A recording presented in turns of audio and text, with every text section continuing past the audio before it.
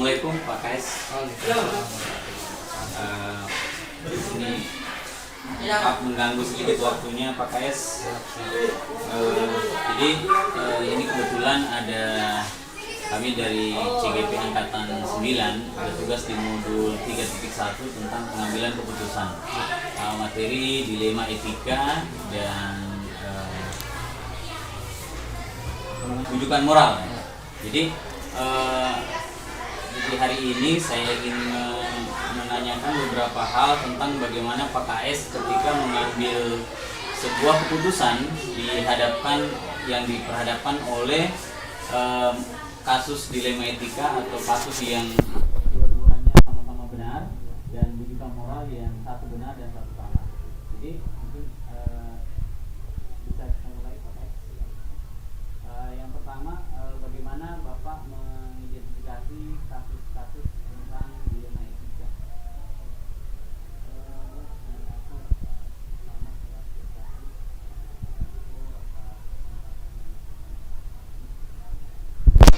Ini terkait dengan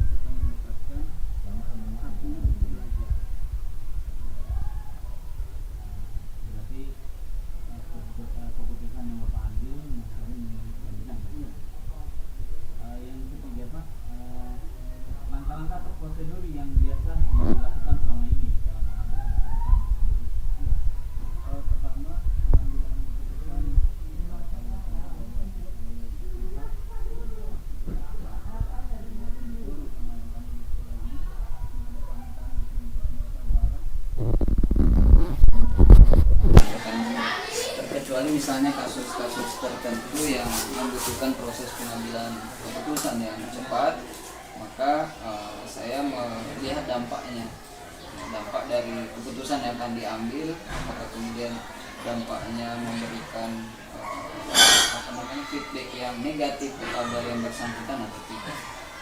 Berarti dibicarakan dulu ya dengan rekan-rekan, kemudian melihat dan lihat.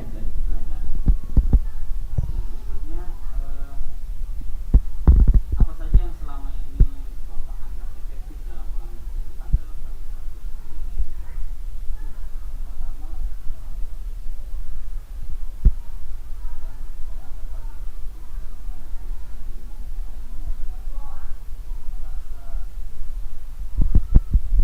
kepedulian ya, kepedulian kita. Memang kalau kita bicara rasa kepedulian dalam pengambilan keputusan, kita tentu ingin keputusan yang kita diambil bukan menghukum ya, tapi bukan juga untuk membuat efek jerah, tapi bagaimana dia mengubah dirinya sendiri dengan adanya keputusan yang kita ambil.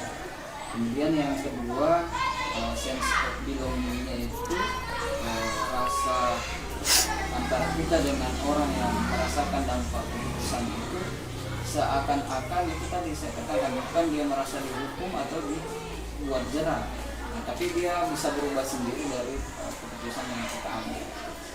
Berarti yang merupakan tantangan yang pertama kepedulian tadi, yang kedua bagaimana si yang bermasalah ini dia mampu menggali potensi dirinya. Potensi dirinya. Baik, yang berikutnya Pak, yang menjadi tantangan dalam pengambilan keputusan dalam kasus dilema etika tadi? Iya, tantangannya ini sering saya jumpai. Yang pertama ini adalah saya kembalikan kepada diri saya sendiri. Apakah kemudian keputusan yang kita ambil ini pas memiliki rasa jerah kepada yang bersangkutan atau tidak?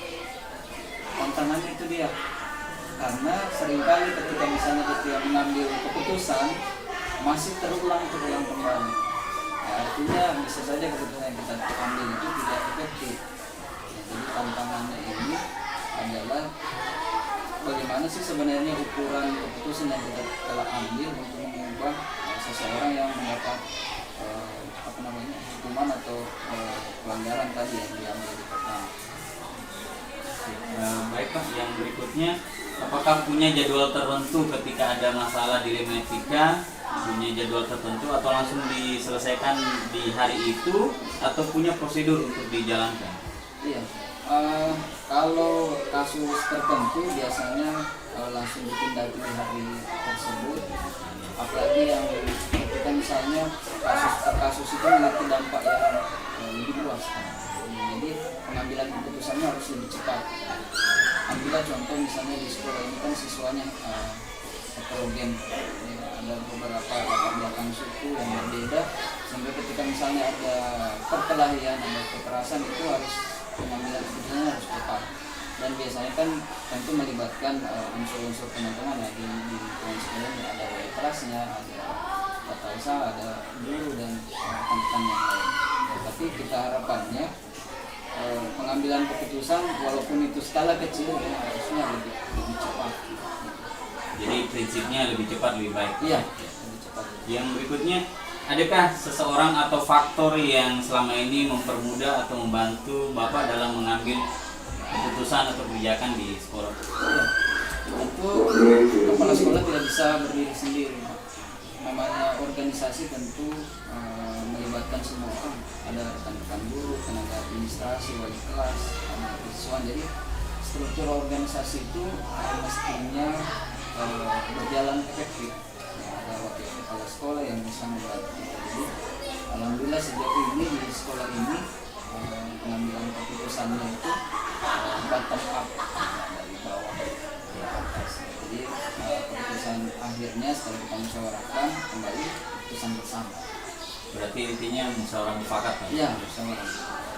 Yang terakhir mungkin Pak, ya, jadi dari semua yang disampaikan, pembelajaran apa yang dapat Bapak petik dari pengalaman ketika mengambil keputusan di Lima Etika? Iya, pembelajaran yang paling penting yang saya ambil dari pengambilan keputusan di Lima Etika ini adalah memperhatikan nilai-nilai kebajikan yang universal nih, bahwa manusia itu kan tidak luput dari kesalahan, dan itu bisa saja menimpa diri kita sendiri.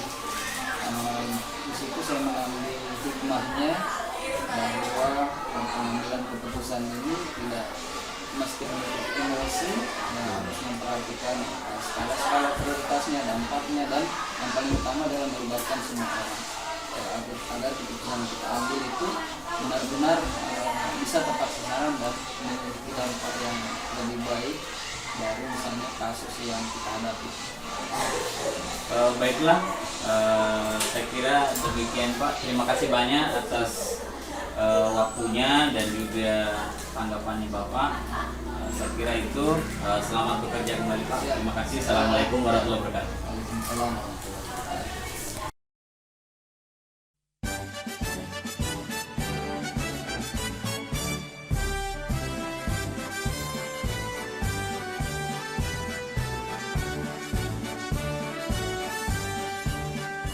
Bulatkan tekad, kuatkan hati, negeri ini memanggilmu kawan.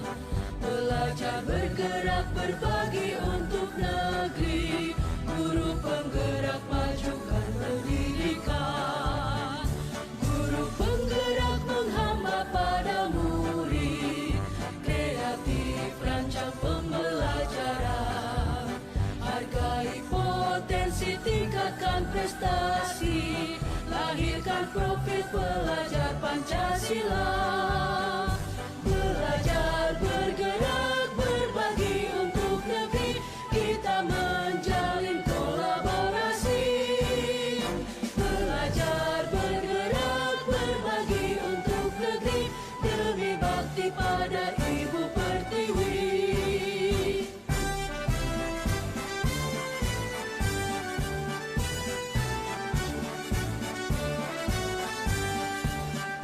Bulatkan tekad, kuatkan hati, negeri ini memanggilmu kawan. Belajar bergerak berbagi untuk negeri, guru penggerak majukan pendidikan. Guru penggerak menghamba pada murid, kreatif rancang pembelajaran. Hargai potensi, tingkatkan prestasi, lahirkan profil